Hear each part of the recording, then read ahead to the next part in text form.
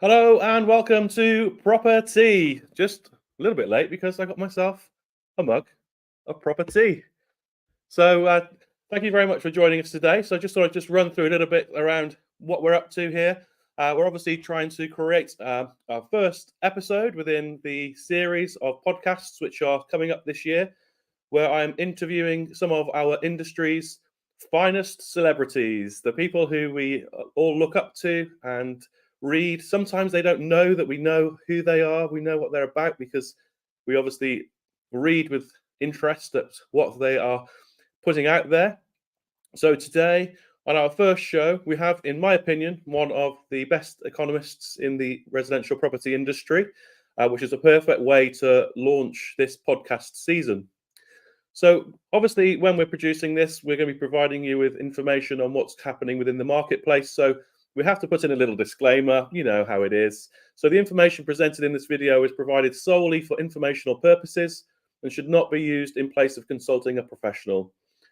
As questions you may have, we should always direct those to a qualified professional person. So, who am I? So, my name's Joe Arnold. I'm from Arnold and Baldwin Chartered Surveyors, a professional firm of surveyors based in London in the southeast. I started the company around about 18 years ago. So I have lots of experience in residential property valuations and surveys and all sorts of intricacies. I also own a property development company, so I understand a lot about new builds. And I sit on the Royal Institution of Chartered Surveyors professional group panel, representing SME surveyors in the residential sector, in Jeremy Clarkson's voice, across the world. So I also help to write some of the residential home survey standards and some other projects at the Royal Institution of Chartered Surveyors, which is why I'm given the privilege to be able to interview Mr. Simon Rubinson. So without further ado, ladies and gentlemen, Mr. Simon Rubinson. Right, good morning, Joe. How are you doing? How are you doing? You okay? I'm well, thank you. You? Yeah, very well, thank you. How's the tennis going? I know you're watching the tennis. I had that in the background. I can't give all my trade secrets away. Sadly, Emma lost. So Oh dear. It's another bad day for the Brits. There we go. So you've got some proper tea there. So what are you drinking in your cup of tea? I mean, I'm an English breakfast man. Yeah. Yeah. Oh well, I'm a beekeeper, so I have honey in my tea from my bees in the garden. But it's decaf Twinings tea, so a little bit of luxury from home. Yeah, sounds good. Without the stimulus. So in our audience today, we've got many chartered surveyors, but we also have lots of estate agents, mortgage brokers, and solicitors, to name a few. So obviously, I know who you are, and lots of surveyors will. But please, may you let us know a little bit about who you are, set the scene, and explain what you do as the RICS chief economist. Well, just very quickly, I mean, obviously, I've had a number of years working as a professional economist. You can see from the lack of hair on my head there that I've been around for quite a long period of time. Much of my career was working in financial services, and I moved over to the RICS. I think it was around 2005-06, and have since spent almost 20 years then at the institution, and have really been overseeing the work around market surveys, not just the residential sector, with the commercial sector and construction also feature very highly in the work that we do. Alongside the surveys that we run, I'm also involved very much in doing other sort of areas of research, thought leadership, working with senior executives at RICS in terms of broader strategy as well. So there's a lot of internal stuff, obviously also a lot of external stuff with stakeholders, whether it is the media, whether it is policy makers like the Bank of England, the Treasury, and international organizations like the IMF, using a lot of the material that I get from RICS members like yourself, Joe, and many others, hopefully, on the call. Fantastic. One thing I always like to know is, how did you land the role? You see people with these great jobs, and I always wonder, like, how did you land the role? Are you able to maybe just share a little bit about how you got into the space? Well, to be honest, I mean, I had spent quite a lot of time working in financial services, and I wanted to do something very different, actually. And this job did come up. I didn't know actually the previous incumbent vaguely, but the job did come up, and I thought this sounded like a really interesting role, having been, very much focused on financial assets and in a way perhaps slightly less tangible assets. So this seemed interesting both because of the physicality of the nature of the product, but also because of I think the really interesting role that RICS plays in sort of principally in terms of not just gathering in relatively important insights, but that role as sort of almost the sort of the overarching body that has sort of the interest of the property sector really in its core, and the way that public interest remit as well overlaid against sort of the broader functions of the institution. Yeah, definitely, 100%. That's why I love being a surveyor myself. It's you never get a dull day. It's always you're out and about. No. You're able to go and look at buildings, be out in the fresh air or the rain or the snow, depending on what the weather is doing. Obviously, getting to meet people, collecting keys, saying hello to estate agents, vendors in their homes, finding out where they're moving to, or maybe it's an investor that's building a portfolio and listening to what their strategy is. Developers rebuilding, refurbishing, listening to their game plan. It's really interesting that you get such a deep insight into people's lives and strategies, and seeing how they make their living. So I love working in property. So we're here obviously today to talk about the RICS residential survey, which has just gone live.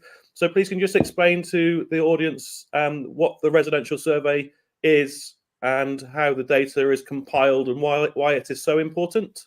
Look, at the end, no, the survey is essentially a sentiment survey, and we're always really open about that. It is not meant to be a replacement for the hard data that already exists that's being produced, whether it officially by the ONS, data came out yesterday, or by the likes of Nationwide, Zoopla, or any other organisation. It is sentiment. But what is quite remarkable is that the insight, the feedback that we get from respondents, RICS members, has shown over time to be a remarkably good lead indicator of how the hard data will turn out, whether it's to do with pricing or activity. And that's what makes this role so exciting, in a way, that interacting with people who are working as professionals on the ground, feeding into this survey, just their gut feel in many cases, gives us that quality of insight.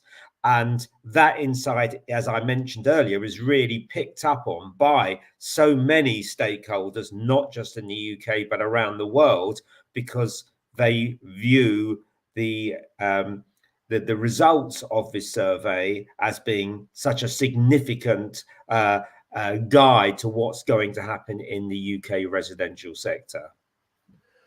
Yeah, it's fantastic, and I really like to read the comments as well, because it breaks down region by region what's happening on the ground. You can see the experts that have fed the information into the survey, so you can see what's going on in certain parts of the country that maybe, for example, I'm based in London, so I know what's going on in London in the southeast. I'm from Wales, so I can read what's happening in the Welsh market from our colleagues that feed in. So it really gives a good broad spectrum of advice of what's actually happening in the ground.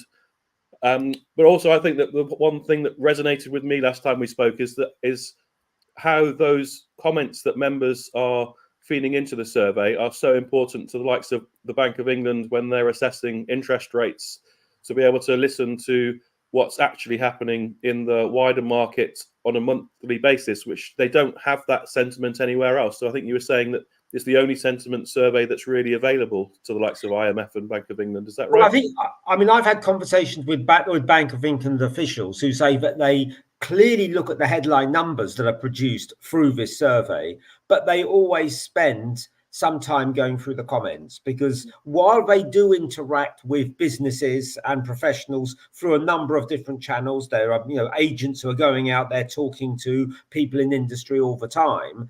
But the uniqueness of this survey is it's high frequency, it's monthly. many repeat respondents putting in comments so that they are able to really see on a month by month basis how the mood of respondents is changing. So they always do go through those comments. So, really important to have a look through them. And we know that there are going to be different views taken by different respondents. That's the nature of a market. But as they go through them, they will be getting a feel for where the market is and what the big issues are. And that's certainly a message that always comes back to me from the Bank of England in particular. I remember my first employer, he told me that, you should really fill out this survey because you're getting your name in front of people that wouldn't ordinarily be able to see your name. So by filling out the comments and letting them know what's happening, you're able to get in front of the likes of the Bank of England or maybe people inside other lending institutions that are reading through the document. Or it may well be, excuse me, as I pointed out earlier on about Wales, if you have put in a comment about what's happening in the Welsh property market and there is an investor that's looking to purchase something in the local market, they will find you. And someone actually found me because I put something in about what's happening in the market. And I mentioned Croydon at the time because Westfield were supposedly coming to Croydon. And I had an American client come to me who was looking at purchasing one of the office blocks there to turn it into residential accommodation. I didn't win the instruction, but at least I had a hand in it and had the potential opportunity. So it just shows that by filling it in, that you never know what may come of it, but you're elevating yourself as a professional to be able to add that in there. So there is a market. I would add that there is definitely a marketing side to it because whether it is the local or the national media, and particularly the local, but more recently a lot of nationals as well, they will cite particular comments and particular individuals who have made those comments. So there is that side to things as well. Yeah. Okay, great. Yeah, so in the market, obviously, we've seen this week that Knight Frank have swung from a minus 3% house price growth for 2024 to a plus 4% swing. And I know that I was watching Savills, and Lucian said that they obviously have minus 3% for this year as well, but hadn't appreciated the mortgage interest rate sort of war that we're seeing. I also saw that the Bank of Ireland have increased the proc fee that they're paying to mortgage brokers as well to try to entice them into sending more work over. And so I think Lucian was saying maybe they've undercooked it a little bit at minus 3%. One question I have is that sometimes people say to me, these sentiment surveys or predictions, they're a waste of time. You never know what's going to happen. I don't agree with that myself because I feel as though everybody needs to have some barometer for where the market is going. Do you have any views? Well, look, I mean, I think that, there's, the nature of markets is that the mood is going to change and, that's a given. So, people's views will change because the macroeconomic situation will change. Interest rate expectations will change and other dynamics impact the market will change. That said, one needs certain rudders, one needs parameters to work within. If you're a business and you're planning, you can't plan in a vacuum. You do need to have some basic assumptions. And I think that, whether it is the Knight Frank and Savills of this world, or indeed the RICS survey, when it comes to the residential sector, they help to provide some guidance. People will change their views and no one should be overly criticized for making a change of view as the facts change, to quote one of the legendary economists of our generation, John Maynard Keynes. The RICS survey, which captures members' feedback, has been shifting. And if you look at the one that was the survey that's just been released, you can see that. So, the price balance is actually still negative. It's still negative. That's the current price balance, looking slightly backwards. But it's its best read since autumn 2022. So there is a shift underway, and that's our members' feedback is shifting as well. So it's not just the Knight Franks and the Savills, and buyer inquiries are now an R indicator. And I take on board that people on the ground are seeing activity pick up. but our seasonally adjusted metric is flat. But let's put that in the context. That's the best reading since spring 2022. So things are going on in the market and they're changing. And I think you made the point rightly that the way that the mortgage rates have begun to shift has probably been quite influential in explaining sort of the moves from Knight Frank, Savills, and indeed the RICS survey. But interestingly, and I think this is an interesting area for discussion. Yesterday, you will have seen Christine Lagarde, probably from the ECB, making her comments. The IMF made similar comments, basically saying, don't bet on interest rates coming down too fast. And they weren't talking about the UK specifically. It was more of a global comment. But we know that interest rate expectations have shifted dramatically. Go back 3 months, the expectation is we might see 1 cut in 2024. The market suddenly jumped to expecting 5 or 6 cuts. The bond market ran, swap rates came down, hence mortgage rates have begun to come down. But yesterday there was a reversal. Gilts lost or moved higher by about 20 basis points on yield, and money markets edged up. Now, that isn't to say that this optimism about mortgage rates isn't still warranted, but we're living in quite a volatile environment, and inflation may not come down in quite the way that is hoped for. We saw earlier this week a slight blip up in inflation, and if that were to materialize, some of the expectations around interest rates could dissipate. So people are moving around their numbers at the moment, but I don't think we've seen the end of this discussion. It's going to continue over the coming months as people try and get a better handle on the interest rate outlook and what that means for mortgage rates. Yeah, I agree. I think that the mortgage products that are available right now, they look like they have very good deals. And if you're looking to buy somewhere, you can't tell what's going to happen. There's obviously some great mortgage brokers who are in our audience right now that will have a view and probably jumping up and down. Throw us a comment. Let us see what your thoughts are. But yeah, I think that the rates are very low, and it's a good time to buy. But obviously, like you're saying, inflation has crept up a bit. I can't see interest rates sort of dropping down fast because they need to try to get inflation under control. And 4% inflation, price of things is still going up. It may be inflation may be coming down, but the reality is the price of everything is still going up. Anyway, without further ado, should we jump onto the residential market survey? I'll share it in the screen so people can see. And maybe you can just drive us through some of the highlights that you've seen this month. Yeah, just very quickly. Well, I mentioned just before, the price balance itself, which is the one that sort of tends to get a lot of PR, the publicity, that was still negative. But as I say, we're talking about the best figure in about 15 months. Last year was clearly very challenging, and while the actual fall in prices, peak to trough, hasn't been particularly large in a historical context, it was nevertheless quite a difficult year in terms of pricing last year. Now, we are seeing perhaps a little bit more positivity when it comes to some of the activity-based indicators. If you look at the buyer inquiry series, again, I mentioned that, or even the agreed sales numbers, they're also sending out more positive signals. The agreed sales net balance, and we do these things in sentiment, as part of a sentiment exercise, and they're net balance numbers rather than actual levels of activity. But the read there is actually the best one since the early part of 2022. So there are some really encouraging signs coming through, and I think that whole mortgage piece explains some of this.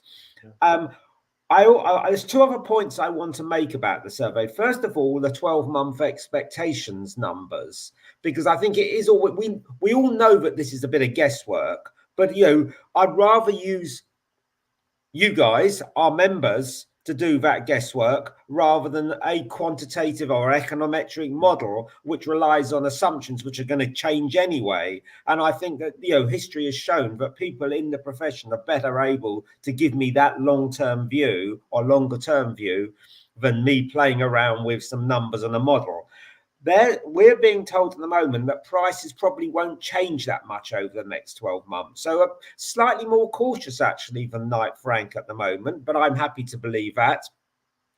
But there is more positivity about sales. So quite a strong read on sales. Now, sales took a bigger hit over the during the downturn than prices did. So perhaps expectations that we will see a rebound in activity is perhaps more well grounded, and I think probably more important for the market. We know the affordability issue is a big challenge in many parts of the UK. So actually seeing activity recover without prices running ahead isn't actually a bad outcome, I would suggest. Others might disagree, but I would suggest that would be quite a good outcome. Finally, I wanted to say one other thing, and about the lettings market. I know there's been a lot of discussion about obviously just how far rents have risen over the past short while, and some people saying we're reaching that breaking point in terms of affordability. The feedback we're getting is that demand still outstripping supply in many parts of the country, and that while rental growth won't be on the scale it has been, rents are still likely to creep upwards over the coming year, simply because there just isn't enough stock out there. And, that's just, a reality of that market at the moment. So those, I think, are the main points, Joe. Yeah, I think that for landlords, lots of landlords cashing in, aren't they, really? Sort of EPC requirements, sort of having to invest back into the property. Their interest rates have gone up. Their mortgage repayments have gone up. The electric bills, council tax bills, when they're vacant, whatever it may be, have all gone up. You've got second home increasing levies now. They're not making life easy for the landlords, which in turn makes life very difficult for tenants as landlords sell up. It's a very, very difficult situation. I think I saw 9% rise in rents expected in 2024. And when you look at the proportion of someone's income that is being spent on their rent every month, it's very difficult to live, right? No, it's a major challenge, and I think we need a real holistic review of how that rental market should operate, because it's clearly really badly broken at the moment. Yeah, I think the taxation on landlords is another topic for another day, but for me, it's absolutely crazy when UK residents require accommodation and not everybody can buy or would want to buy. Yet the landlords are being penalised, and that's just being passed on to the tenants, unfortunately.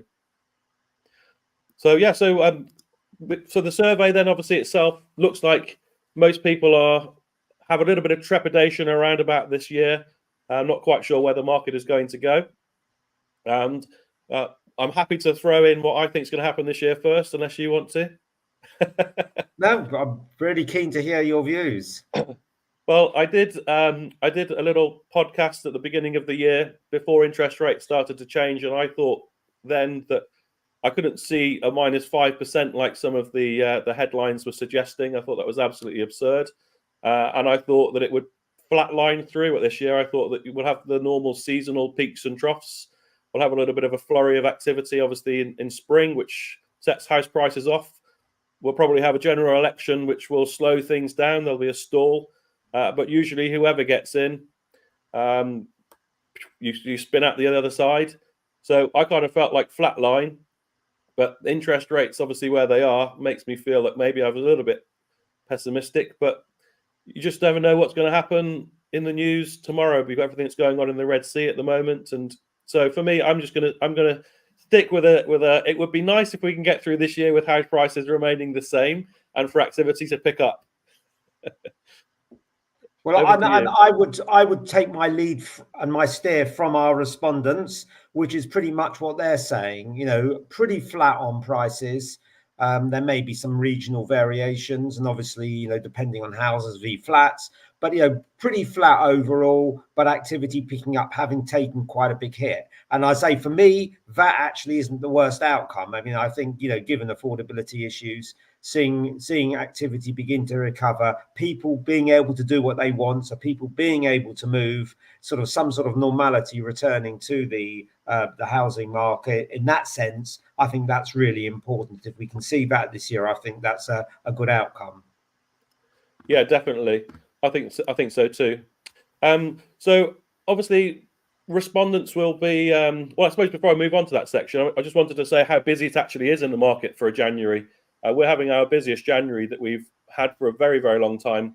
I was speaking to another surveyor who has a lot of inquiries that come in. He has sort of a national panel where they distribute work out throughout the UK, and he said he's 100% up on this time last January. So it is a hot market. I've been out looking at all sorts of properties, and it's not just one segment of the market. We're at a £17.5 million property in Knightsbridge, which is being purchased by a cash buyer. We've got people who are looking at the studio flats, the one-bedroom flats, all spectrums. It seems as though people have come to life. So the market is busy, so you can see why people would get carried away and think that house prices may potentially run on. But yeah, so obviously, thank you very much for feeding in today. The RICS sentiment survey, hopefully everyone can see how important it is and why it's good to get involved with.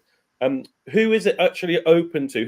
Who does RICS want to fill out the survey? Is it just members, or can other people from, say, a mortgage market perspective, or maybe a large estate agency chain, who do they want to have feeding into the survey? I mean, typically we would like it to reflect the feedback of RICS members, but you know, we would also welcome a broader range of respondents as well. It will go under the banner of the RICS survey, but you know, we are keen to get as many respondents as possible because we believe it is such a good way of gathering insight around the market. So the preference and is to focus on RICS members. But if you're involved with a large agency chain, or if you're involved in the mortgage side, we certainly want your insights as well. Fantastic. And I think as well, for me as an RICS registered valuer, some of the questions in the survey do ask you how many properties do you have on the market, how many have you sold. So sometimes I wasn't too sure whether my input was needed or not. Is it because I don't have an estate agency side to my business? So for anybody else that has that similar misconception, your views as an RICS registered valuer are wanted. They are important. Simply skip those questions. We will be working on trying to just refresh that a little bit to signpost it a bit better. So the more that we can have feeding into the survey, the more relevant it is to everybody. So just a couple of two final questions for you, Simon. How do people go about filling out the survey, and typically when do they need to do it by? Right. Well, I think actually probably the easiest way at the moment to get on the list is to send me an email, and I'll stick you on the list. I could put something in the chat here, but I think actually it might well get lost. So it might be easier just to send me an email on my RICS address, which is just S, and that's Rubinson there with the H at rics.org, and I will put you on the list. The next survey will open within a few days' time, actually, because this one came out late because of Christmas. Normally the release date is the second Thursday of each month, and then there's like a week or two before the next survey opens. But if we can get your name, we'll stick you on the list. You will then get the questionnaire sent to you. I will also make sure you receive a copy of the survey or a link to the survey on day of release as well, so you're fully aware of when the surveys come out and the report itself. And look, if people want to have a conversation with me about any of the details of the report, very happy to do that as well. Fantastic. Well, yeah, on behalf of myself and Simon and the RICS, obviously I don't work at the RICS, I get heavily involved and help them to steer their ship in the best way. And thank you very much to everybody that has obviously contributed to the survey over the years, and those that continue to do so. Please do continue to feed in, and that's us over. I've still got my cup of tea, though. It's not really a proper tea anymore, is it? It's a bit cold. Well, thank you very much, Joe, for this. Great opportunity to showcase the survey, and let's do it again. Yeah, fantastic. Okay, great. Well, have a fantastic day, and catch everybody soon. Thanks for watching. Bye-bye.